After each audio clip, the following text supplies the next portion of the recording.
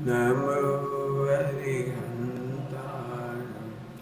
नमो सिद्धाणं नमो आयिरेयाणं नमो वज्रायाणं नमो लोये सहस्राणं।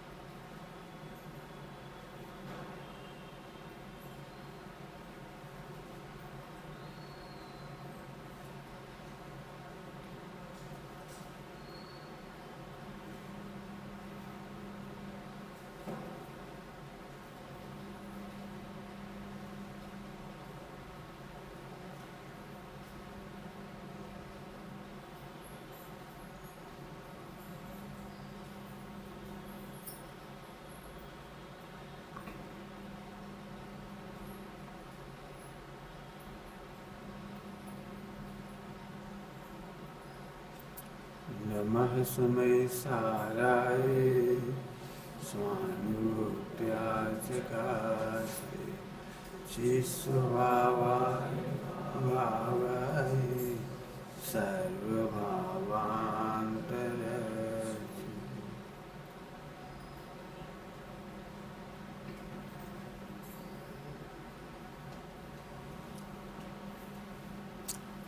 आगे इसमें बहुत सारे दृष्टांत दिए हैं।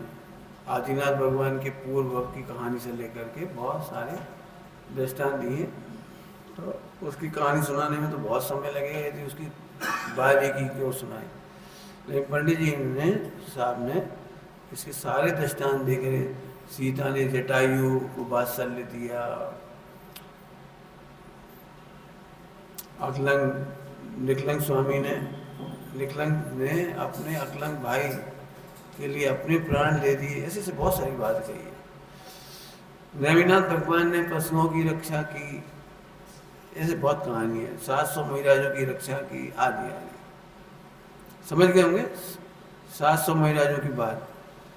मुझे सबसे पहले इसमें एक बात समझानी है खास, कोई किसी की रक्षा कर सकता है या नहीं?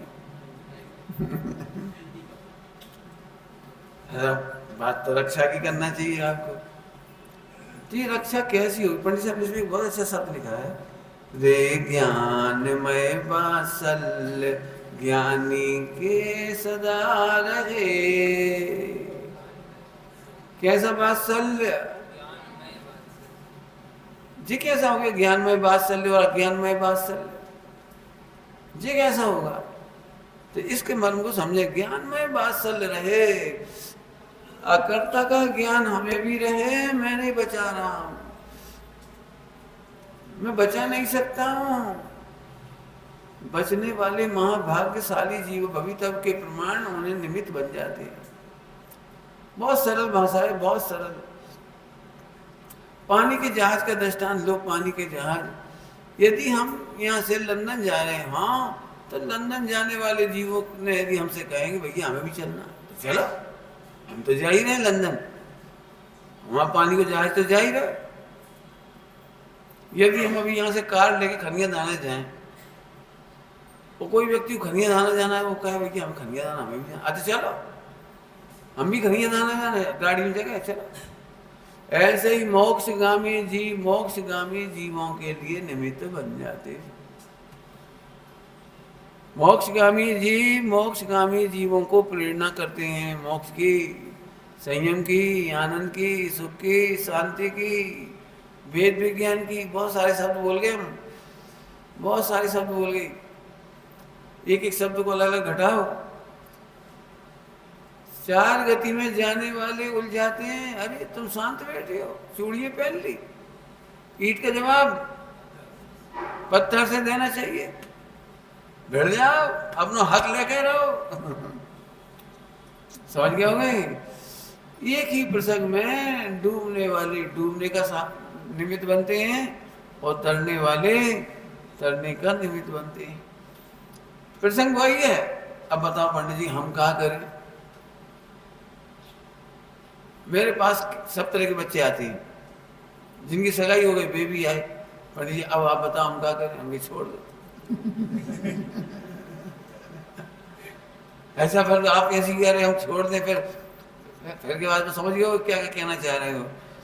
मैं भैया नेमिनाथ भगवान तो अंतिम समय में समझ में आ गई थी तो छोड़े आए थे। अबे तो सगाई हुई है, कौन बारात चली गई, अभी कौन? तो बोले आप ऐसे क्रूरता से बोलते हो, क्रूर माने ऐसे, अरे आप तुझे कहो अच्छे से रहना, सगाई हो गई शादी हो जाए तो अच्छे से रहने जी कहो। हमने बेटा ये तो हमसे कह ही नहीं सके तुमसे। हमारे सामने तो समुद्र में डूबता हुआ यदि हाथ दिखेगा तो हाथ पकड़ के खींचेंगे, पाँव देखेंगे तो पाँव पकड़ के खींच लेंगे, और बाल देखेंगे तो बाल पकड़ के खींचेंगे। तो हमसे पूछो मत ना, तुमसे हमसे पूछी कहाँ गए? तुम बताने वाले बहुत हैं, चले जाओ वहां, हमसे क्यों पूछते? हमसे पूछोगे तो हम तो ये कहेंगे चले जाओ। क्यों? बचने वाले बचने की ही बात करें। वेद विज्ञानी महिला दूसरी महिलाओं की दुख की बात सुन भी लेगी और फिर वेद विज्ञान की शिक्षा देगी, देखो भाई वेद विज्ञान करो, दोस्त तो किसी का नहीं। लड़ाने वाले लड़ा देंगे, ऐसे कैसे? कर्मों के भरोसे नहीं बैठा, लड़ो तुम तो, ठिकाने लगा दो होश। फिर से सुन लेना, दो तरह के जीव हैं, एक भगवान बनने वाले, एक और असुरी कुमार जाति की। आसुरी असुर, असुर जाति के नाम सुने? असुर क्या करते हैं जी? नरक में,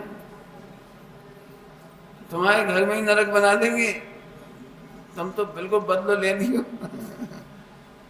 बिल्कुल लड़ा देना तुम आखिर तुम्हारा घर है, तुम्हारी संपत्ति है, तुमने कमाया है, उनका है क्या? निकाल दो घर से, धमकी दे देना।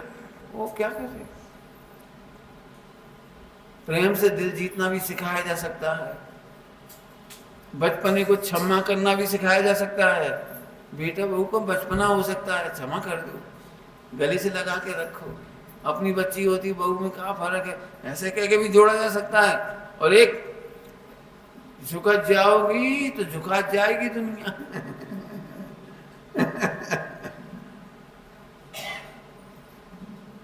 ज्ञान में ही बात चल रही, मतलब समझो। रक्षा नहीं कर सकते, मैं इस पर फिर से वापस आ रहा हूं, रक्षा नहीं कर सकते। जिन जीवों की भली होनहार होती है उन्हें गुरुजनों के वचन निमित्त हो जाती है, और जिनकी भली होनहार नहीं हो तो वे वाणी सुन करके भी हित में नहीं लगती। क्या कह रहे हैं? वाणी सुन करके भी, हितोपदेश सुन करके भी मार्ग में नहीं लगते। आपने देखा कई बार लोग ऐसा कहते हैं, उन्होंने कही तो सही थी। उन्होंने तो हमें कई बार प्रेरणा की थी ब्रह्मचर्य की, उन्होंने तो बहुत कहता ये आत्म कल्याण करो, इस चक्कर में मत पड़ो। क्या बताएं, हम ही नहीं माने। जिनकी भविता में नहीं हो, एक बात हुई, अभी और आगे दृष्टांत। क्या एक अंजना या सीता ही ऐसी थी जिनको निकाल दिया गया? क्या कोई मुनिराज और नहीं है जिन पर उपसर्ग हुए हों? 700 मुनिराजों की ही रक्षा की गई। सोचना जरा शांति से। टोटल मेरे सामने लिखा है, विष्णु कुमार मुनिराज ने रात के वशीभूत होकर के 700 मुनिराजों की रक्षा की, लेकिन योग्य नहीं था। ऊंचा पद छोड़ करके नीचा पद में आना योग्य नहीं था। कौन की हिम्मत है इस कहानी के खिलाफ ऐसी बात लिख देने में? इसे आदर्श बनाकर अन्य मुनिराज ऐसा नहीं करेंगे, भैया उनकी रक्षा करो जा रहा है, कपड़ा पहन के साम दाम दंड भेद। मुनिराजों के जीवन में साम दाम दंड भेद चारों नहीं होती। मोहिराजों के सुनना ध्यान से, श्रावक को विरोधी हिंसा का त्याग नहीं होता और मोहिराजों को तो विरोधी हिंसा का भी त्याग होता है। उन 4 मंत्रियों का विरोध करने के लिए कपड़े पहन करके वो चली गई, अपना भेष बदल के चली गई। खराब लोगों की भाषा में गए तो कपट किया, छल किया, छोटा भेष बना के बड़ा भेष बना लिया। नहीं, बीत रहा के मार्ग में मोहिराजों की ये शोभा नहीं। मैंने आदर्श नहीं बनाना, ठीक है। वात्सल्य में उसकी हम प्रसिद्ध कहानी कहते हैं, कौन कौन लिखेगा ये बात, वात्सल्य में जिनकी हम पूजा करते हैं और वे कह रहे हैं इन्हें आदर्श नहीं बनाया जा सकता। बहुत हिम्मत की पंक्ति है। फिर वही बात आ जाती है, बताओ जब 700 महिलाओं की रक्षा करने आ सकते थे तो पारसनाथ की रक्षा करने क्यों नहीं आ रही थी? इंद्रादिक कौन आए तो थे सब पंडित जी, आपको पता नहीं आए थे? तो वे आए थे जिनकी रक्षा उन्होंने की थी, नाग नागिन की। कितने महिलाओं की कहानी है जिन्हें बचाने कोई नहीं आया, कितनी सतियां हैं जिन्हें बचाने कोई नहीं आया, कितने राजा हैं जिन्हें बचाने कोई नहीं आया।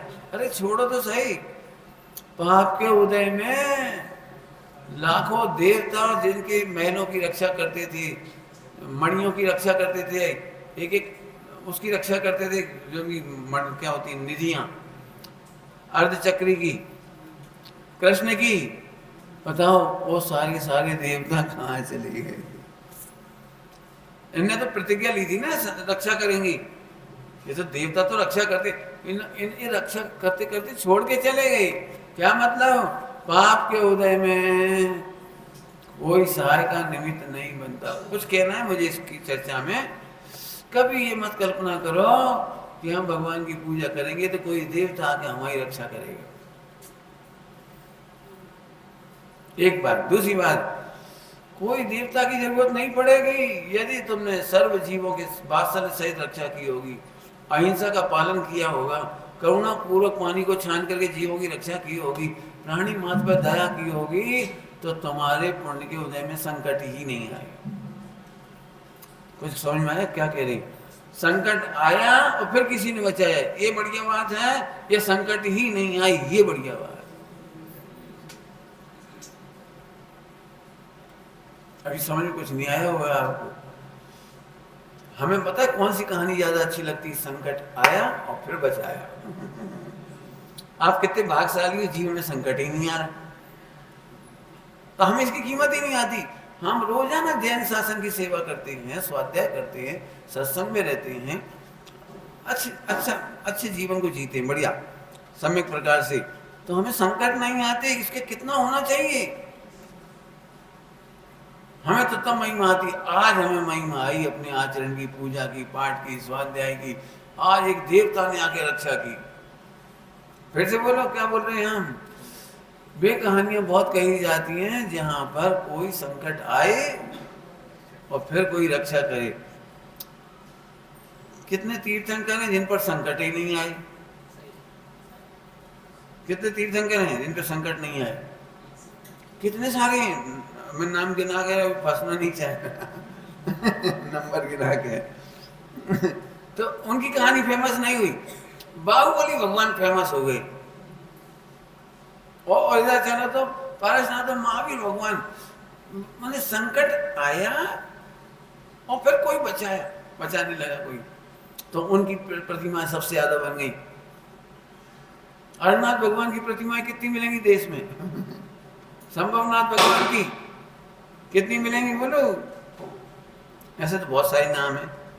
ये तो 24 तीर्थंकर नहीं विराजमान किया जाए तो कई तीर्थंकरों को तो आते ही पता ना पड़ते पारसनाथ भगवान की प्रतिमा हिंदुस्तान में सबसे ज्यादा वर्तमान शासन नायक है तो महावीर भगवान की प्रतिमा। संभवनाथ की प्रतिमा कितनी मिलेंगी? पूरे हिंदुस्तान में उनके नाम पर कितने मंदिर मिलेंगे? संभवनाथ जिनालय हो सकता है मिल जाए, कितने हैं? मुझे इसमें कोई आपत्ति नहीं है। मुझे तो केवल ये कहना है कि संकट के कारण प्रसिद्धि हो जाती है। अच्छी बात यह है कि संकट ही ना आए, ये अच्छी बात है। या संकट आए और फिर रक्षा हो जाए, ये अच्छी बात। मैंने इसे समझाने के लिए, मैंने सम्यक दर्शन का सुख कैसा है ये बताने के लिए सुनना। सम्यक दर्शन का सुख कैसा है, दृष्टांत सुनना ध्यान से। बात, यह सभा में दो व्यक्ति बैठे हुए, दो व्यक्ति, वैसे तो बहुत बैठे, कोई बात नहीं। एक व्यक्ति को अचानक फोन आया कि तुम्हारे घर पर रेड पड़ गई इनकम टैक्स की, दिल्ली से आ गए लोग। अब एकदम घबरा गया और गया, भगवान का नाम जपता हुआ घर गया और 10-25 लाख रुपया में सेटिंग हो गई। सेटिंग हो गई, वे रेड वाले चले गए, अखबार में नाम नहीं छपा, 10-25 लाख में काम निपट गया। एकदम आनंद हुआ, सही है पारसनाथ भगवान की कृपा, अच्छा ही हुआ हम रोज पूजा करते थे, आज उनने ही बचाया। मानो चाहे मत मानो, पारसनाथ भगवान की पूजा में ताकत बहुत है, अतिशय बहुत है, आज हमारी रक्षा उनने की। ठीक, अभी दूसरा व्यक्ति बगल में बैठा है, आप कल्पना कर सकते हो ये कितने सुख में है। इसे तो 25 लाख देने के बाद सुख हुआ, इनके यहाँ तो रेट पड़ी ही नहीं, इन्हें तो प्रवचन में से उठ के जाना ही नहीं पड़ा, इन्हें तो कांपना ही नहीं पड़ा, इन्हें तो पसीना ही नहीं आया, इन्हें तो फोन ही नहीं लगाना पड़ा, इन्हें तो 5 पैसे रिश्वत नहीं देनी पड़ी। बताओ भैया, तुम्हें सही बताओ किसके भाग्य की महिमा ज्यादा आ रही है? बोलो, हमें इसकी महिमा आ रही भैया, कितना बढ़िया भाग्य है, कितनी बढ़िया सेटिंग है, 25 लाख दिए और साहब हम तो इसके तो 25 लाख गए भले आदमी, उसके तो 5 पैसे नहीं गए, 1 सेकंड टेंशन नहीं हुई, ऐसे ही। अरे आत्मा को, आत्मा जानने के बाद जो आनंद है, सम्यक दर्शन का आनंद है, लेकिन हमें लगता ही नहीं है। हाँ, हमें तो उठा पटक हो थोड़ी कुछ और फिर आत्मा की अनुभूति हो, हाँ अब हुआ सम्यक दर्शन। आत्मा के अनुभव में तुमने सुना तो बहुत कुछ है, मैं उसके खिलाफ कह रहा हूं, आत्मा के अनुभव में कुछ नहीं होता। मैंने पहले कह दिया इसके खिलाफ में बहुत कुछ सुना हुआ, मैं कह रहा हूं आत्मा के अनुभव में कुछ नहीं होता। वर्णन तो बहुत लिखा गया है, कुछ नहीं होता। भाई पंडित जी कैसी बातें कर रहे, कुछ नहीं होता। अब जिस दिन तुम्हें ये समझ में आएगा कुछ नहीं होता, उसी दिन सम्यक दर्शन होगा। अभी नहीं समझ में आया होगा। आत्मा अनादि अनंत है, एक रूप है, उसमें कुछ नहीं होता, और इस कुछ नहीं होने की श्रद्धा का नाम सम्यक दर्शन। सदा ही है, ना होता है, ना जिसमें कुछ भी हो। आत्मा क्या कहते हैं, आत्मा का अनुभव तो सबको हो रहा है, बिना अनुभव के तो कोई नहीं है, लेकिन अकर्ता पने का विश्वास का नाम सम्यक दर्शन। आत्मा अप्रभावी है, इसका कुछ नहीं बिगड़ा, इस विश्वास का नाम सम्यक दर्शन है। आत्मा में तो कुछ हुआ ही नहीं। नहीं पंडित जी, कुछ होना तो चाहिए, वो कुछ होना चाहिए। ऐसा ही है जैसे वो घटना घटी, 25 लाख दे के आए, सही बात है, कितनी महिमा आ रही पार्श्वनाथ की, बोलो। और जिसने कुछ नहीं हुआ उसको कहेगी महिमा नहीं पता। नॉर्मल बैठी, हम तो नॉर्मल बैठे, रोज पूजा करते, नॉर्मल बैठे, हमारे कहीं सुख ही नहीं है, सुख नहीं हुआ, बोलो। क्या गजब है। तो एक ये समझना है, वात्सल्य का मतलब ये बिल्कुल नहीं है ज्ञानमयी वात्सल्य होना चाहिए, अज्ञानमयी वात्सल्य। अब एक नया पॉइंट आ गया, अज्ञानमयी वात्सल्य, इसकी चर्चा मैं ज्यादा नहीं करूंगा, 2-3 दिन में अपन करते चले जा रहे हैं इसका।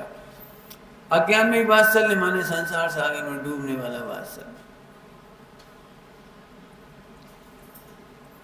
वात्सल्य की घटना सुना देते, वात्सल्य की घटना। जंगल में एक प्यासा आदमी मिला मुनिराज को, समझ गया मैं दृष्टांत, प्यासा, एकदम प्यासा, 3 दिन से बिल्कुल पानी नहीं पिया, गला सूख रहा है, बिल्कुल प्राण बिल्कुल कंठ में अटके हुए हैं और प्यास से तड़प रहा है। बोलो भाई, मुनिराज अकेले हैं और कोई नहीं है, और मुनिराज के कमंडल में बढ़िया प्रासुप जल रहा है। क्या करना चाहिए बेटे वात्सल्य करने के लिए? बोलो, अरे साहब पानी पिलाना चाहिए प्यासे को। क्या करना चाहिए? अब ये है अज्ञान में ही बात चल रही, दुनिया को तो नहीं पचेगी, जैनियों को पचना भी मुश्किल होगी। क्या कह रहे तुम? महाराज पानी नहीं पिलाएंगे?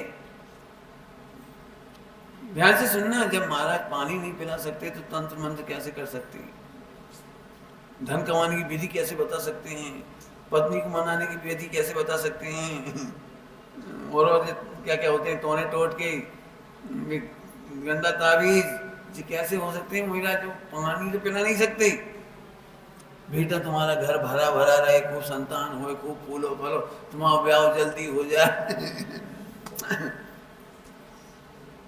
और लोग कहते बड़ी बड़ी करुणा है, बड़ा आशीर्वाद है, बड़ी दया है। ये अज्ञान में ही बात चल रहा है मुनि भगवान। तो फिर से सुनना ध्यान से, जिनके घर में आलू की सब्जी बनती है वे ही आलू खिलाने में निमित्त बन सकते हैं। हमारे घर में आलू की सब्जी नहीं बनी है, तुम मांगोगे तो कहां से दें हम? समझ में आ रही कुछ? कैसे बता सकते हैं बोलो? उत्तम चंद जी पंडित साहब थे, बड़ी अच्छी भाषा बोलते थे। इन लोगों ने बच्चा भी मांगा तो किससे? बाल ब्रह्मचारी भाभी भगवान।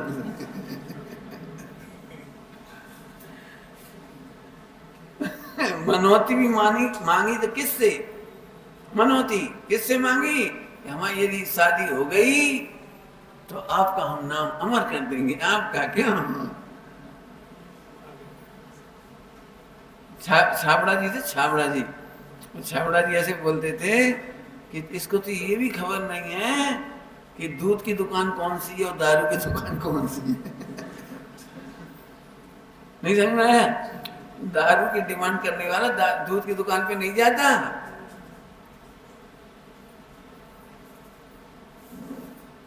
बहुत सारे विद्वान ऐसे दृष्टांत देते थे, बाबू भाई भी ऐसे दृष्टांत देते थे। समझदार व्यक्ति भी वीतरागी भगवान है। वीतरागता की कामना से आओ तो समझ में आता है, और राग के पोषण के लिए आओ नहीं हुआ। समझ ना भैया, पर स्वाध्याय बहुत लिमिटेड है, बहुत कम है। मुझे पता है अज्ञान का व्यापार बहुत बड़ा है, अनंत गुना व्यापार है अज्ञान का। पंडित जी आप तो कह दो जैन धर्म के प्रभाव से बड़ा अतिशय होता है, चमत्कार होता है, जैन धर्म के प्रभाव से बच्चे हो जाते हैं, लोग इतने आएंगे मंदिर में, पूछो मत, भीड़ लग जाएगी मंदिर में। मंदिर में भीड़ लगाने की जरूरत है या भीड़ में से निकलकर अपने अंदर जाने की जरूरत है? प्रोग्राम, उत्साह, वात्सल्य, प्रभावना, इसमें प्रभावना शब्द भी आ रहा है जोरदार। काय का नाम है प्रभावना? कि जो जीव जैसे लगे उन्हें जैन धर्म में लगाएं। जैसे लगेगा मतलब समझ में आया? केवल याद आ रही घटना याद दिला रहा हूं। थोड़े दिन पहले, थोड़े नहीं बरस हो गए अब तो, थोड़े बरस पहले एक कार्ड निकला था। कार्ड जैसे कौन का नाम लिखते हैं, राम राम राम ऐसे कोई लिखते हैं कार्ड, ऐसे लोगों निकाला नौका लिखो नौका लिखो। जिसने इस कार्ड को फाड़ा और उसकी बीवी मर गई। जिसने इस कार्ड को ऐसे किया उसको खजाना मिल गया, संतान हो गई, पैसा मिल गया, ऐसी ऐसी बात लिखी। वो एक कार्ड छपा और इस कार्ड को 108 लोगों के पास भेजो लिख करके, इससे तुम्हारा देखना चमत्कार। मैंने वो कार्ड उज्जैन में पढ़ा था 10 लक्षण पर्व के समय में चल रहा हुआ। अज्ञानी लोग धर्म की प्रभाव में करने के लिए बहुत काम करते हैं ऐसे। मैं ज्यादा नहीं बोलना है, मुझे तो इधर आना है वापस। सबसे पहली आपत्ति की बात है कि महावीर भगवान झूठ नहीं बोलते, और झूठ बोलकर महावीर भगवान का प्रचार करना ही पाप है। जैन शासन की प्रभावना में छल प्रपंच नहीं होता, तुम छल प्रपंच कर रहे हो। कार्ड कौन ने फाड़ा था और मरी कौन? नहीं समझ में आई कैसी? एक आदमी ने कार्ड फाड़ दिया, उसकी पत्नी मर गई। समझ में आ गई कुछ? कार्ड कौन ने फाड़ा तो उसकी गलती की सजा। हाँ खरे कोई भोगे कोई, ऐसे कैसे? और तुमने कितनी बड़ी बात गलत कर दी जिसकी तुमने समझ में भी नहीं आ रही होगी तुम्हें। अब हजारों लाखों पुरुष जो अपनी पत्नी से परेशान होंगे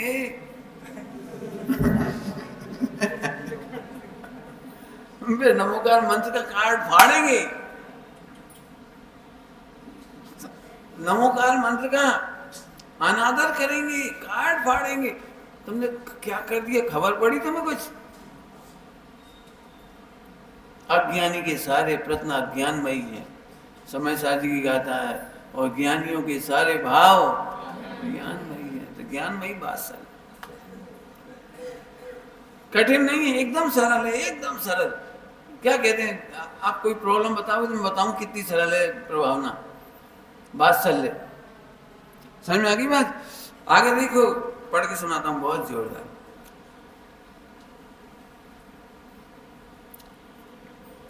एक छंद ले रहा हूं, 12वें नंबर का छंद। बहुत सारे प्रकरण बताने के बाद एक तो नेमिनाथ भगवान को इसमें याद किया है। पशुओं को नेमिनाथ का वात्सल्य छुड़ाता, और दुखियों को दुख में धैर्य भी वात्सल्य बंधाता। वात्सल्य का काम क्या है? बहुत सारी बातें कह चुके हैं। पशुओं को छुड़ाता, तो हम पानी छानते हैं, वात्सल्य का काम है। देख सोच कर खाते हैं, वात्सल्य का काम है। हम रात्रि भोजन नहीं करते, ये वात्सल्य का काम है। हम किसी व्यक्ति को ठगते नहीं है व्यापार में, वात्सल्य का काम है। हम नौकर को नौकर समझ के शोषण नहीं करते, ये वात्सल्य का काम है। और हमारे घर में बहुओं का अथवा सासों का शोषण नहीं करते, उन्हें दुख नहीं देते, ये वात्सल्य का काम। ये मैंने इतनी सारी लिस्ट बता दी पहले आपको। वात्सल्य के नाम पे हमें कहीं और नहीं जाना है। क्या बोल रहा हूं? वात्सल्य के नाम पे है, हमें दूर नहीं जाना है। सबसे पहला वात्सल्य अपने से। कल चर्चा हो गई थी, अपने शरीर की धर्मायतन और बेबी धर्मायतन है, उनकी रक्षा करो। अभी कह रहे हैं, जितनी बातें बता दी इसलिए उसको रिपीट नहीं कर रहा हूं। वात्सल्य की शुरुआत अपने के पास से होती है, और थोड़ी देर बाद चलो धैर्य बंधाता। धैर्य बंधाने में एक आध बात तो बताता हूं कम से कम। बहुत बीमारी होने पर ठीक ही नहीं हो रही, तो अधीर लोग आके कहते हैं झड़वा लो, फुकवा लो। बहुत बहुत प्रसिद्ध है, वहां बहुत जाते हैं टोकना ऊपर, वहां जाया करो सरकार, वहां चले जाए करो टेकरी पे। लेकिन वात्सल्य हो तो उसे धैर्य बंधाओ। वात्सल्य हो तो गलत रास्ता मत बताओ, ग्रहित मिथ्यात्व के रास्ते मत खोलो, उसे सद रास्ता बताओ। कई बार आपने सुना है, जब बहुत पाप का उदय आए तो एक डायलॉग बोलते हैं लोग, यहाँ से कौन से पाप करे, यहाँ से कितने पाप करे। जिनवाणी में से समझाओ, आत्मा को भूल कर जीव ने कौन से पाप नहीं किए, सो बताओ। हमारे ऊपर कितना उदय आ रहा है, घबरा जाते हैं लोग, हम पे कितना उदय आ रहा है, हमसे सहा नहीं जा रहा। दृष्टांत दो पहले ग्रंथों की। 22 बरस अंजना पे क्या गुजरी होगी, सोचो तो। तुम एक वाक्य नहीं सह पा रहे, पारसनाथ भगवान पर 7 दिन एक वाक्य नहीं सुन पाए पारसनाथ पर। आपको पता है 7 दिन तक पत्थर फेंके, ये तो आपको लग रहा है, लेकिन बिना बड़बड़ाए पत्थर नहीं फेंके जा सकते। 7 दिन तक कितनी सुनाई होगी, कितनी कैसी कैसी बातें सुनाई होंगी उनके ऊपर, तुम एक नहीं सुन पा रहे। वेद विज्ञान की रास्ता खोली जा सकती, बताई जा सकती, धैर्य बनाया जा सकता है। वात्सल्य की बढ़िया भावना, भगवती आराधना बढ़िया। तो तुम रे जी कौन दुख है, कौन दुख है। लाखों वेद विज्ञान बता दोगे आराम से, हमारे बाल बहुत गिर रहे, सफेद हो गए। बाल सफेद हो गए तो दुखी होने की क्या बात है। बाल सफेद हो गए तो पुराण में लिखा है, जिनके अंदर सफेदी होती है, निर्मल परिणाम होते हैं, उनकी बाहर हाथ। जैसा फिर काले काले बालों में तो फिर उल्टा लिखा होगा, जिनके अंदर बहुत कालापन होता है वही बाहर आता है। तो ऐसा नहीं लिखा लेखक ने ऐसा नहीं लिखा। उन्होंने कहा अंदर इतनी सफेदी भर गई कि कालों निकल पड़ी। समझ गए? मानो काले वाले बता रहे थे कि उनकी सारी गंदगी अंतर में है, वो काले बाल के रूप में ही मानो बाहर निकल पड़े। लेखक अच्छा सोचा, बोलूं एक बहुत अच्छी बात जिसकी चर्चा भी बहुत कर चुका हूं पिछले महीनों में। दुखी सो स्यादवादी नहीं, और स्यादवादी सो। यदि आप स्वाध्याय करते हो तो दुखी कभी नहीं हो सकते। स्वाध्याय करने वाला दुखी नहीं हो सकता, और दुखी होने वाले ने स्वाध्याय नहीं किया। कन्यादान में हॉस्टल में बच्चे पढ़ने आए, एक सांवला बच्चा था तो उसको सब डम्बर डम्बर कहते थे, काला काला, कलुआ कलुआ ऐसे कहते थे। बेचारा चिढ़ता था, बेचारा रोता था। एक दिन हमारे पास आए, पंडित जी हमें चिढ़ा रहे, कलुआ कलुआ कह रहे। मैं तू काहे को रोता है? तू कह देता भाई साहब मैं पारसनाथ भगवान के रंग वाला हूँ। नेमिनाथ भगवान और पारसनाथ भगवान का रंग मेरे जैसा था, बोल दिया कर, काहे को डरता है? जब हम नेमिनाथ और पारसनाथ की पूजा कर रहे हैं तो उसमें घबराने की क्या बात है? अब अपन चाहो तो लड़ा दो बेचारी को, लड़ा दो मतलब असुर कुमार। असुर कुमार समझते हो? सड़क पर दो कुत्ते हो तो लगे छू। ऐसी बातें मत करो। चलूं आगे, चलूं? क्या कह रहे हैं देखो, बहुत जोरदार। तो पशुओं को बचाया, दुखियों को दुख में धैर्य भी वात्सल्य बंधाता। एक और बहुत बढ़िया पंक्ति, डिगते हुए को धर्म में वात्सल्य लगाता। इसका प्रयोजन भी बहुत करने की इच्छा होती है, बहुत थोड़ा थोड़ा करूंगा। लोग ऐसे पूछते हैं हमारे भाइयों के पास आके, क्या है परिणाम कैसे है? उन्होंने कही कि थोड़े खराब है तो शादी कर लो। जैसे शादी करते थे मोक्ष हो जाएगा। क्यों? कैसे परिणाम है? किसी बहन से पूछो, भाई से पूछो, क्या तकलीफ है? क्या बताएं, कोई सहारा नहीं है, कि कोई सहारा नहीं। तो वात्सल्य अंग होगा ना, वात्सल्य गुण, तो आप ये बोलो बेटा मोक्ष मार्ग बहुत अच्छा है, तुमने मार्ग बहुत अच्छा लिया है, क्या चिंता है? बोलो आज से हम तुम्हारे धर्म पिता हैं। बोलो ब्रह्मचारी कल्पना बहन को अकलूज वाली, कहाँ की अकलूज की धर्म पिता बन गए। बेटा हम धर्म पिता है, आज के बाद तुम्हें कहीं देखने की जरूरत है, हमें तुम्हारा धर्म पिता। क्या चाहिए बोलो? जयपुर है ना, एक कमरा फ्लैट तुम्हारे लिए, रहो धर्म साधना करो, कोई दिक्कत नहीं। कुछ कह रहा हूँ जानबूझ के ऐसी बातें बता करके, गिराने वाले तो बहुत मिल जाएंगे और गिरने वालों की मजाक उड़ाने वाले बहुत मिल जाएंगे। अरे आजकल सब ब्रह्मचारी हो रहा है, सब ऊपर से हंस रहे। अरे ओ खतर वात्सल्य हो तो डिगते हुए को स्थिर करना। बेटा मोक्ष मार्ग में हम क्या रक्षा करेंगे तुम्हारी? 100 इंद्र सेवा करेंगे बेटा, इतना सुंदर मार्ग है, डिगना मत, चिंता नहीं करना भोजन पानी की, कभी भी है तो हम खड़े। समझ गए? स्थिरता। और डिगाने वाले तो समझ ही गए होंगे, हंसी उपहास करने वाले। अब सोचो वात्सल्य किसका है? बहुत अच्छी भाषा में समझोगे। मोहिराज श्रावकों को ग्रंथ लेखन करके या उपदेश दे करके मोक्ष मार्ग में लगाते हैं, ये उनका मुनिराजों का वात्सल्य है। और श्रावकों का वात्सल्य बोलो, वे दिगंबर मुनिराजों को निर्दोष रीति से आहार की व्यवस्था करके, बसतिका की व्यवस्था करके, विहार की व्यवस्था करके, उनकी परिचर्या करके, उनकी समाधि करा करके ये श्रावक उनके प्रति वात्सल्य करता है। बिना वात्सल्य के, लिखा है बहुत अच्छा, बिना वात्सल्य के धर्म की प्रभावना नहीं हो सकती। ये भी मैं जल्दी पढ़ गया, पंडित साहब की बहुत स्मृति आती है इन बातों पर। बिना वात्सल्य के धर्म की प्रभावना नहीं हो सकती। क्या मतलब? करोड़ों रुपए खर्च कर दो, चिंता नहीं करो, करोड़ों रुपए खर्च कर दो, बहुत बढ़िया प्रभावना होनी चाहिए। पंडित साहब कहते हैं भैया करोड़ों रुपया खर्च करने से तुम प्रचार कर सकती हो, प्रभावना नहीं। बड़ा बोर्ड लगा दो, खूब लाइट लगा दी, खूब खर्च कर दिया, इससे तुम प्रचार कर सकते हो, प्रभावना नहीं कर सकते हो। नंबर 1। नंबर 2, पैसे से प्रभावना होगी तो गरीब फिर प्रभावना को नहीं रख पाएगा। क्या कह रहे? गरीब फिर प्रभावना नहीं रख पाएगा। हाँ, गरीब भी आप क्या कल्पना कर सकते हो, कहानियों में पढ़ के देखो।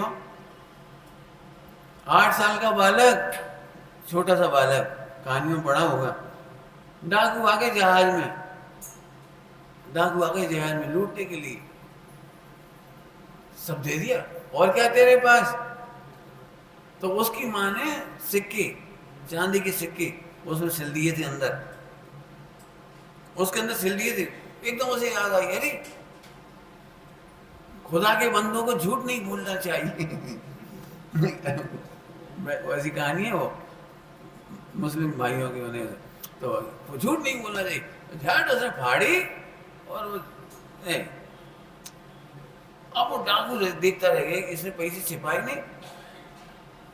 कौन है तेरे साथ? कि कोई नहीं, मैं अकेला जा रहा हूँ, मेरी माँ ने भेजा है मक्का उसकी यात्रा हज करने के लिए। अरे तो सारा पैसा तूने दे दिया, तो झूठ बोल के छिपा भी तो सकता था। बस यही का डायलॉग ने पूरे डाकुओं का जीवन बदल दिया।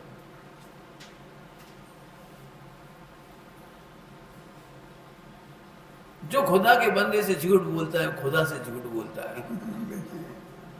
फटाफट गया, ले जा सारे, सबका माल वापस कर दिया, सबकी चोरी वापस कर दी। इतने से बालक के मुंह से बात सुन करके एक जरा से डायलॉग ने सारे डाकुओं का हृदय बदल दिया। हरी बात समझ में आ रही है?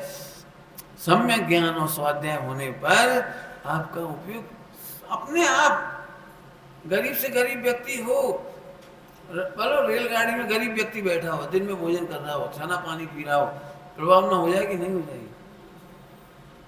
और उल्टा करके देखो, दारू पीता हो, नंबर 2 के बिजनेस हो, बहुत सारा पैसा लगा दिया, और सगा भाई को परेशान हो रहा हो, और सगे बुआ परेशान हो रही हो, अपने रिश्तेदार हैरान हो रहे हो, मुकदमा चला रखे हो। बोलो भाई, ऐसा व्यक्ति कितना पैसा खर्च करे कि जिन शासन की प्रभावना हो जाए? फिर समझना, प्रभावना का पैसे से कोई संबंध नहीं है, प्रभावना का क्षोभसम से भी कोई संबंध नहीं है। पंडित जी में ज्ञान बहुत है, खूब प्रवचन करते हैं और खूब प्रभावना कर रहे हैं, सही है कि नहीं? बोलो। तो फिर जो प्रवचन नहीं कर पाएंगे भी प्रभावना नहीं कर पाएंगे। इसका मतलब है सारे सम्यक दृष्टियों को प्रवचन करना आना चाहिए। सारे सम्यक दृष्टि पहले प्रवचन कर वो सीखे। बोलो। फिर त्रियंच गति की जीव तो प्रवचन कर ही नहीं पाएंगे, नार की तो प्रवचन करेंगे ही नहीं। अब फिर से बोलो, कैसे होगी प्रभावना? बोलो। विद्वानों का आता है, बहुत अच्छे अच्छे प्रसंग आते हैं विद्वानों के। दीवान अमरचंद जी, दीवान अमरचंद जी मंदिर में प्रक्षाल का पानी भरने के लिए खुद जाते थे कुएं पर, अपने हाथों से सामग्री धोते थे। एक दिन राजा ने देख लिया, अरे तुम इतने गरीब हो, समाज इतनी गरीब है, क्या कोई पुजारी नहीं रख सकते जो तुम्हें पानी भरने जाना पड़ता है नंगे पांव? समझ गए? ठंड के दिनों में एक धोती शुद्ध पहन करके और पानी भरने जा रहे। अमरचंद जी ने क्या बोला, राजन भगवान की सेवा नौकरों से नहीं कराई। जिन शासन की सेवा सौंदर्य करते हैं, हम तो उनके किंकर हैं, हम तो उनके दासानुदास हैं। नौकरों से थोड़ी कराएंगे, हम अपने हाथों से करेंगे। भाई अमरचंद जी दीवान, कोई भी साधर्मी, कोई साधर्मी 10 लक्षण पर्व आ गया, घोषणा कर दी कोई व्यापार नहीं करना। जैन समाज का एक भी व्यक्ति सड़क पे नहीं दिखना चाहिए।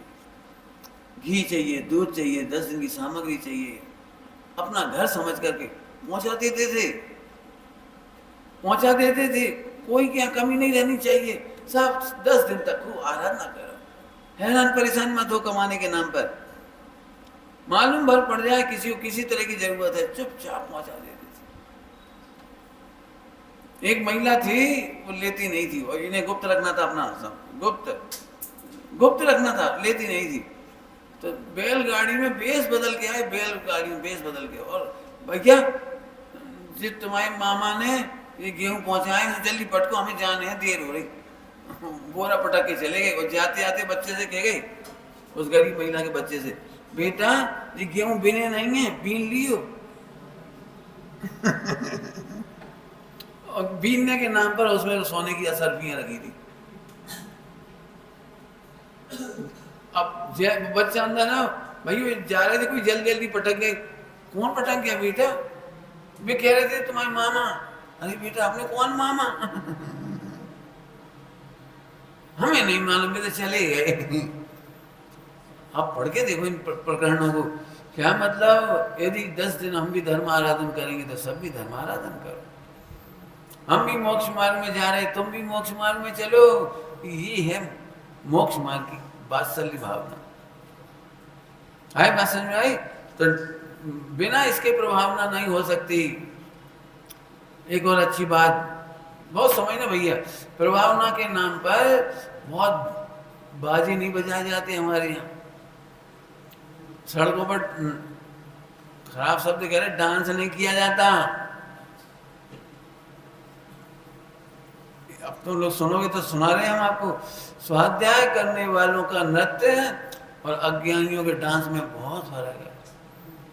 वे आजकल डीजे बीजे बजते हैं तो फिर भूल जाते कि भगवान के सामने नाच रहे कि बारात में नाच रहे। यहाँ से डीजे लगवा दिया, वाड़ वाड़ वाड़ वाड़ वाड़, तो कैसे मटक रहे, शर्मनाक। और कौन लड़कियां भी नाचने लगी, फला भी नाचने लगी। जी प्रभावना नहीं है। दोनों हाथ उठा के ताली बजाओ, महिलाएं भी बच्चियां भी, सब नाचो, नाचो, मुझे बहुत कर नाचो। अब थोड़े में बहुत कुछ कह रहे हैं, थोड़े में बहुत कुछ। दिन शासन की प्रभावना तो संयम से होती है, शांति से होती है, न्याय से होती है, नीति से होती है, ईमानदारी से होती है। आनंद तो तब आए जब तुम्हारे देखते, तुम्हारे ज्ञान में रहता हुआ कोई भूखा ना सोए, कोई हैरान ना हो, कोई परेशान नहीं हो। कितने नाम बताए बताओ? गणेश प्रसाद जी पंडित जी को पढ़ने की व्यवस्था नहीं थी। चिरंजा भाई जी धर्म माता, वे गणेश प्रसाद जी पंडित जी खोरई गए थे। तो खोरई में एक विद्वान से उन्होंने कहा, मैं ब्राह्मण से जैन हुआ हूँ और मैं ब्रह्मचारी हो गया हूँ, मुझे पढ़ना है। तो उन्होंने इतना कटाक्ष कर दिया था, एक तीक्ष्ण, कि अजैन लोग, ब्रह्मचारियों को अच्छा खाने को मिलता है जैन समाज में, इसलिए ब्रह्मचारी हो जाते हैं। ऐसी तकलीफ हुई, पूछो मत। वे चले गए उस गांव को छोड़ करके। संयोग से त्यागियों की संगति में चिरंजा भाई जी के गांव में पहुंच गए। चिरंजा भाई जी ने भोजन कराया, और चिरंजा भाई जी को इतना वात्सल्य आया अपने आप कि संतान नहीं होने पर भी उन्हें देख करके भोजन कराते समय दूध झरने लगा। बोले बेटा तुम कौन हो, कहाँ है? पूरा मालूम पड़ा, जैसे ब्राह्मण से दिगंबर में आए, जैन में आए। अरे बेटा तो निश्चिंत रहना, निश्चिंत रहना बेटा, खूब पढ़ाओ, खूब लिखाओ, ये संपत्ति हमारी बेकार पड़ी, हम अकेले हैं, हमारा कोई नहीं है, पूरी संपत्ति तुम लगाओ अपने पढ़ाई लिखाई में। और पूरे जीवन उन्होंने उनका साथ दिया।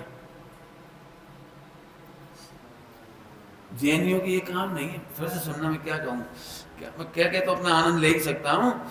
जैनियों का ये काम नहीं है कि करोड़ की अरब प्रॉपर्टी कर ली, सामान्य पंखा से कूलर पे आ गए, कूलर से एसी लगा लो, फिर फला लगा लो, अपना भोग विलासता बढ़ाते चले गए। इसके लिए जैनियों का श्रावकपना नहीं है। जैनियों का श्रावकपना तो जैन शासन की प्रभावना के लिए है। जैन शासन की प्रभावना में क्या क्या लिया मैंने?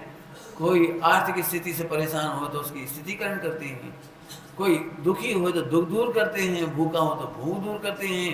थोड़ा और आगे बढ़ो, अरे उसे सम्यक ज्ञान का व्यवस्था कर देते, पठन पाठन की व्यवस्था कर देते हैं, उपवन करते हैं।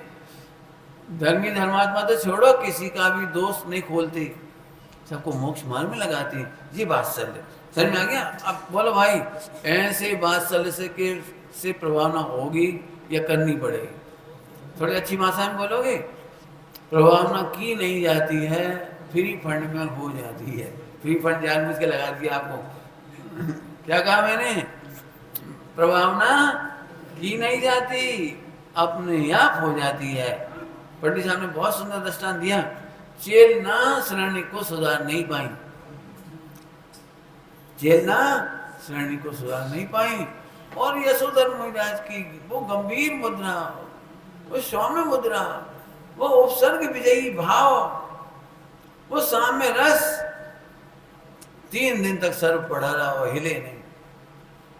बोलो भाई, कौन कौन सी प्रभावना हुई जैन शासन की?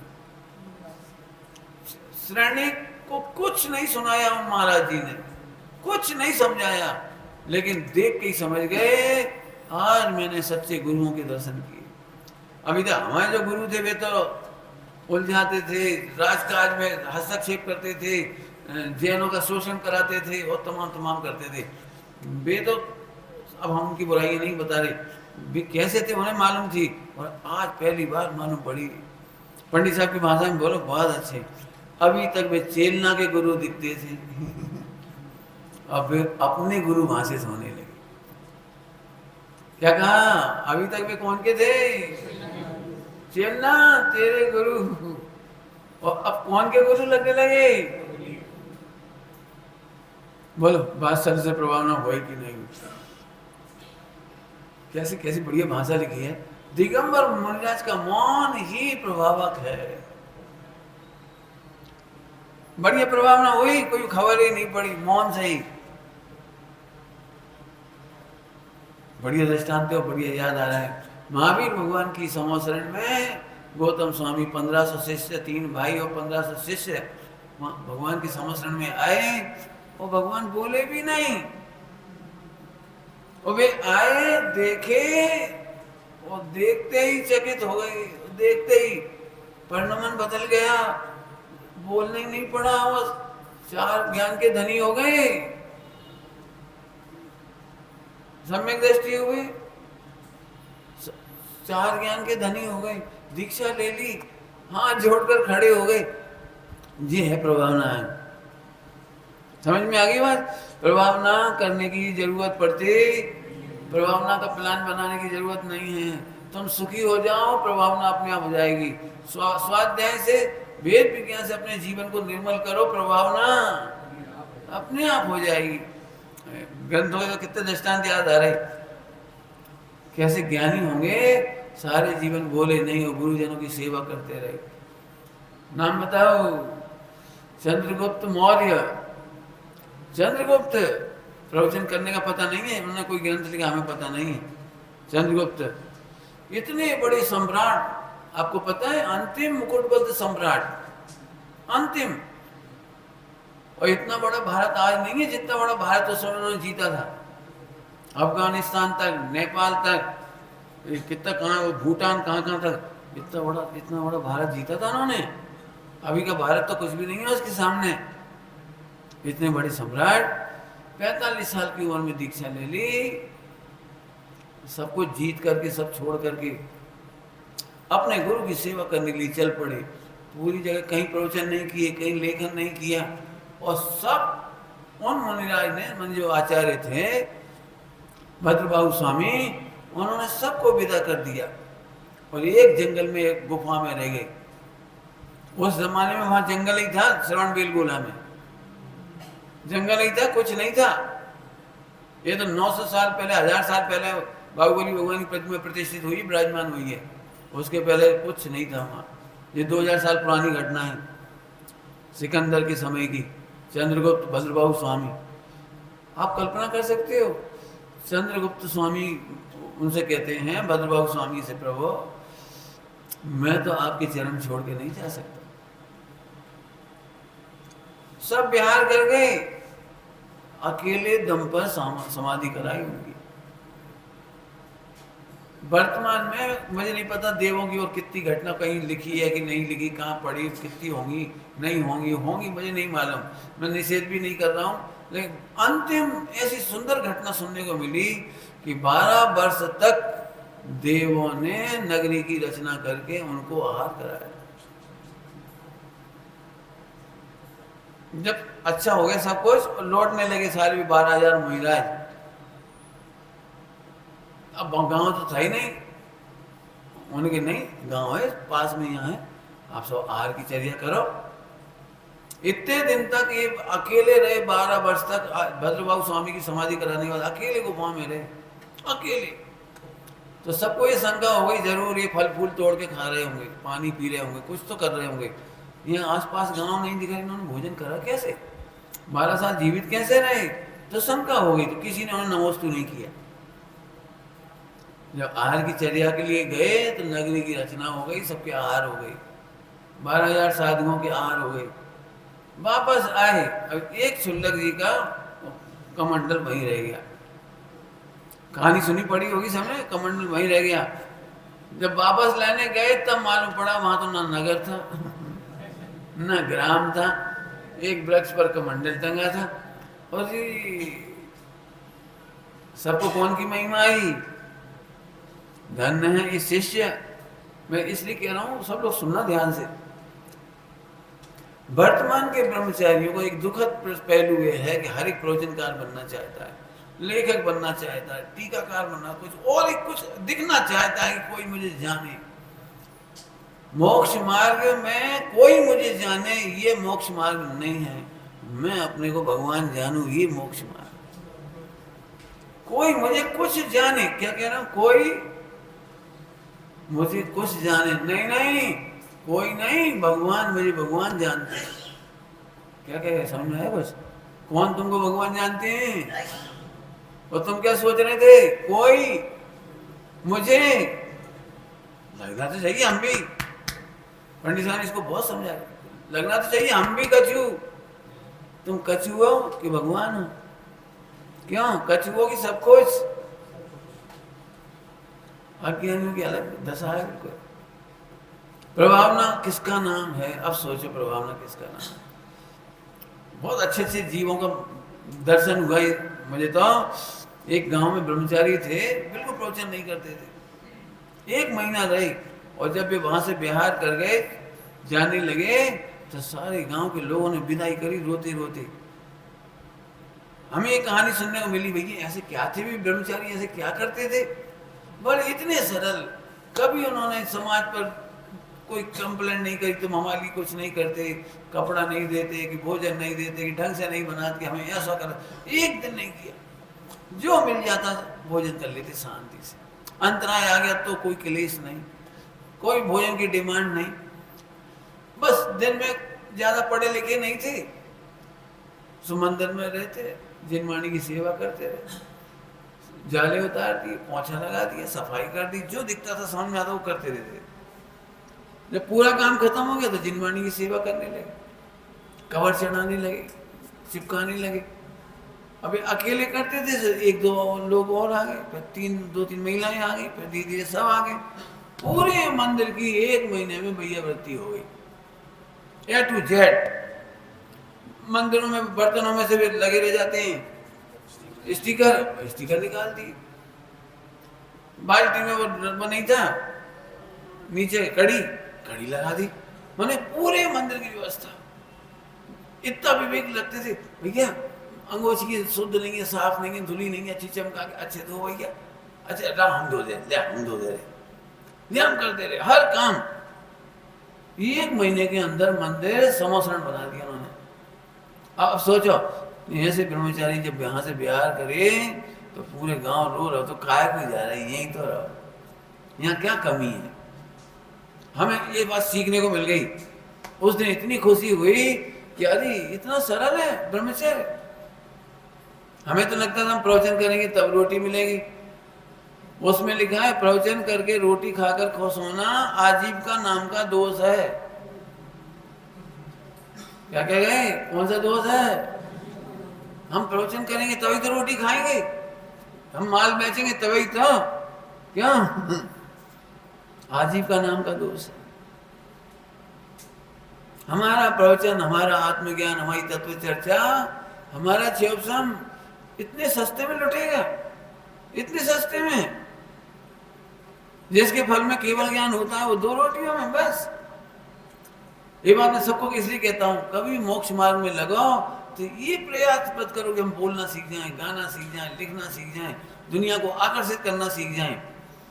पंडित साहब ने इतनी सुंदर ब्रह्मचर्य की जो निर्देशिका लिखी है उसमें इतनी अच्छी बात लिखी है, ना किसी से शीघ्र ही प्रभावित होना और ना ही किसी को प्रभावित करने की कोशिश करना।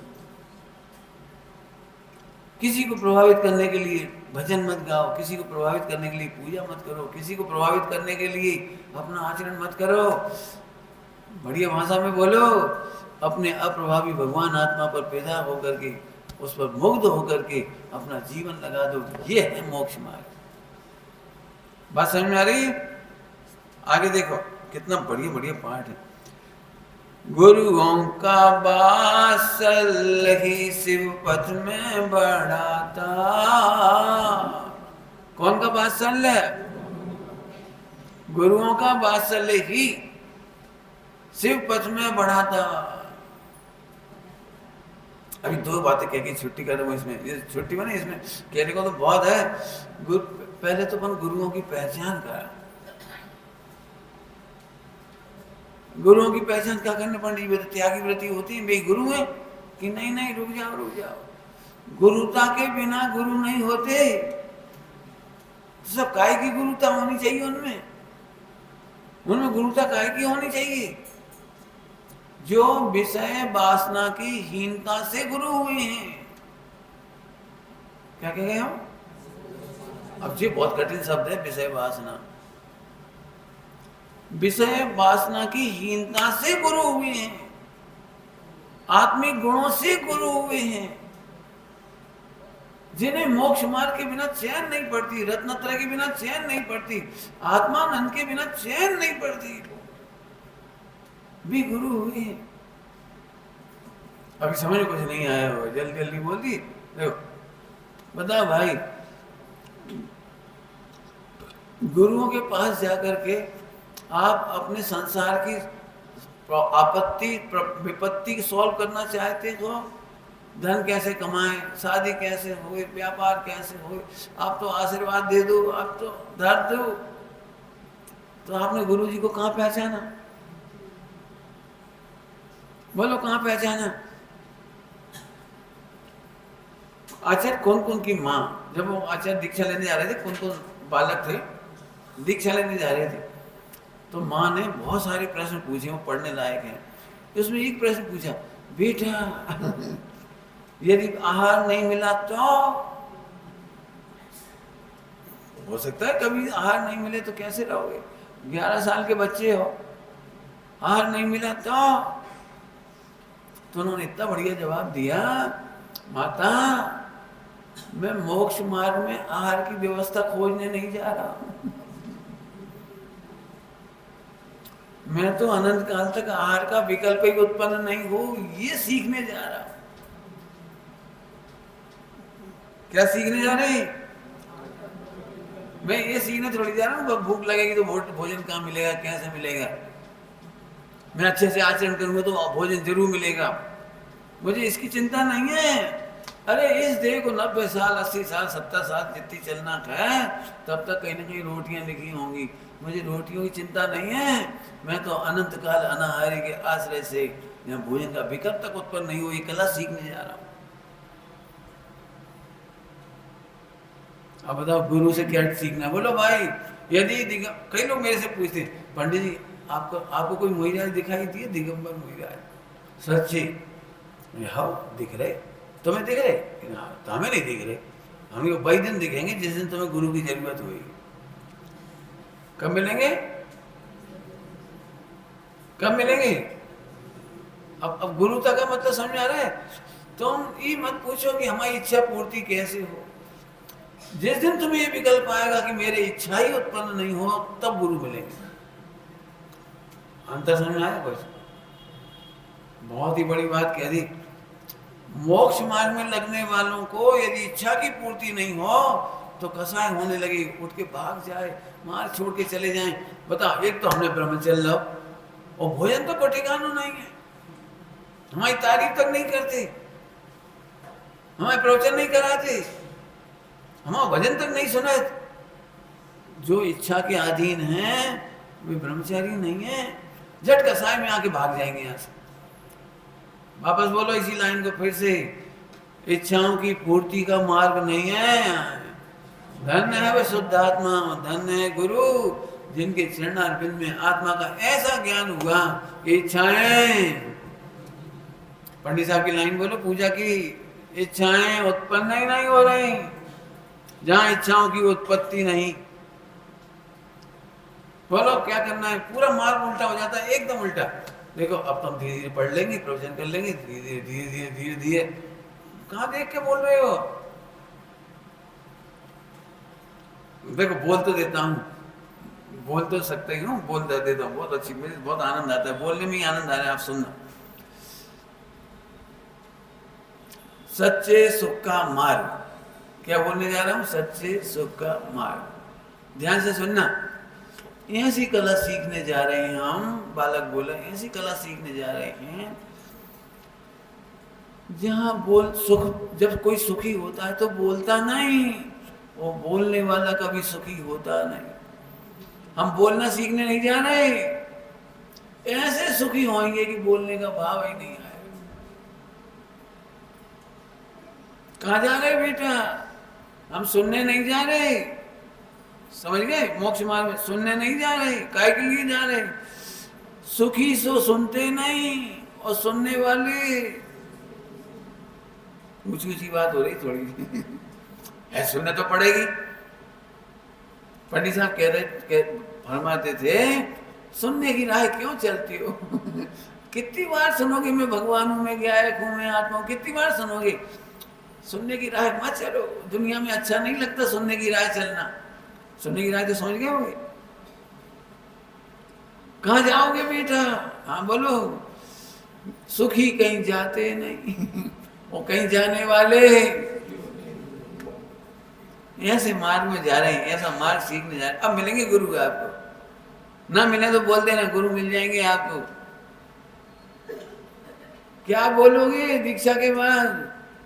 बोलो भाई, सुखी बोलते नहीं, और बोलने वाले कहां देखोगे कि अपने में रहने वाले कहीं देखते नहीं, सुखी कहीं देखते नहीं, और कहीं देखने वाले।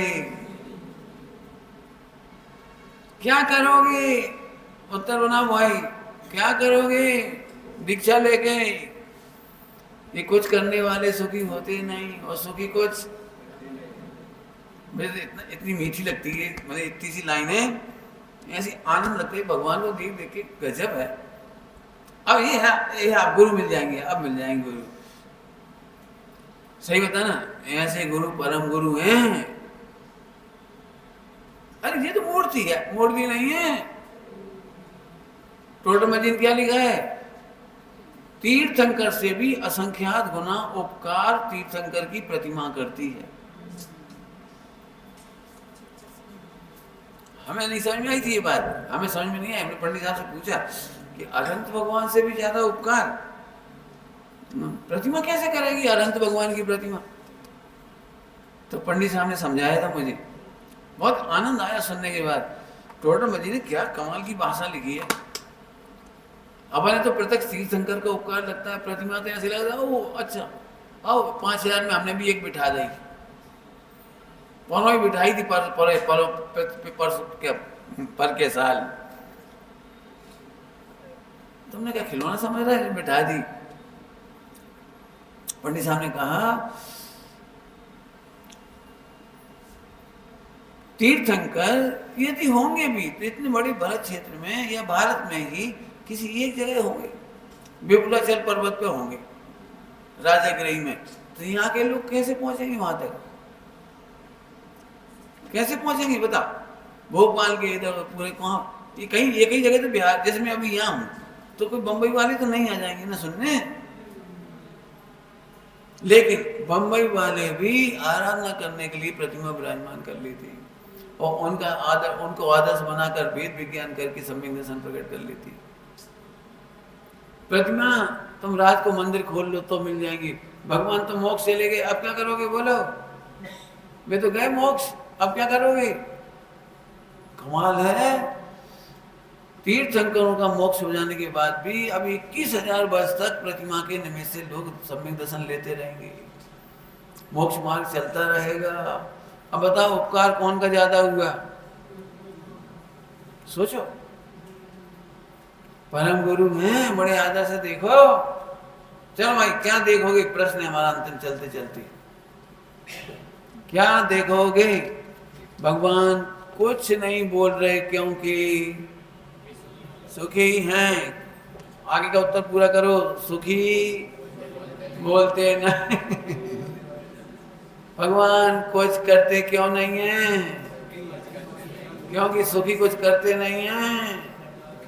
और करने वाले भगवान कहीं चलते फिरते क्यों नहीं है? अचल मुद्रा क्यों है?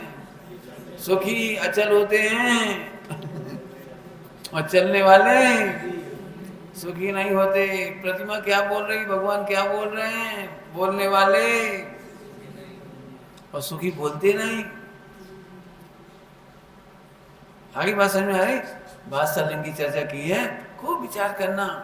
मोक्ष मार्ग में पंडित साहब ने कितनी अच्छी अच्छी रचना लिखी। मोक्ष मार्ग में लगे लगावे वे ही सच्चे संत हैं, रोवे और रुलावे मोही संत सांत्वना देते हैं। कैसी गजब बढ़िया है, कैसी अध्यात्म की चर्चा सुना के अपने दुख हर लेते हैं। सही में पता नहीं, हमें तो निमित्त की बात कहें तो वर्तमान में पूजनीय पंडित साहब मिल गए, आज खजाना बरस गया, अमृत बरस गया। स्वामी जी तो मिले थे लेकिन हमें उनके प्रत्यक्ष ज्यादा सुनने समझने को नहीं मिला। बाद में ये प्रत्यक्ष देखने को मिला है कि कोई आत्मानुभवी ज्ञानी निमित्त बनते। पढ़ा हमने भी बहुत था, सुना बहुत था, लेकिन जो बात समझ में आई और जो मार्ग समझ में आया वो पूजनीय पंडित साहब के निमित्त से समझ में आया। उनकी एक एक रचना कैसे कह रही। अभी भी ऐसा लग रहा है जैसे मैं कुछ नहीं सुना रहा हूँ। अभी मैं लग रहा कुछ नहीं समझा पाए। एक एक शब्द के पीछे ऐसा मर्म छिपा पड़ा है, वो खोलने लायक। खूब स्वाध्याय करो, खूब विचार करो और ऐसी तैयारी करो कि ना हमें बोलना पड़े और ना सुनना पड़े। क्या मतलब निकला? बोलना नहीं पड़े, सुनना नहीं पड़े, आना नहीं पड़े, जाना नहीं पड़े, चलना नहीं पड़े, करना नहीं पड़े। क्योंकि सुखी और मोक्ष मार्गियों का यही लक्षण है। इसको पंडित साहब ने लिखा है स्वरूप में तृप्त, स्वरूप में तृप्त। ऐसी परिणति अपनी भी हो। ओम नमः शिवाय।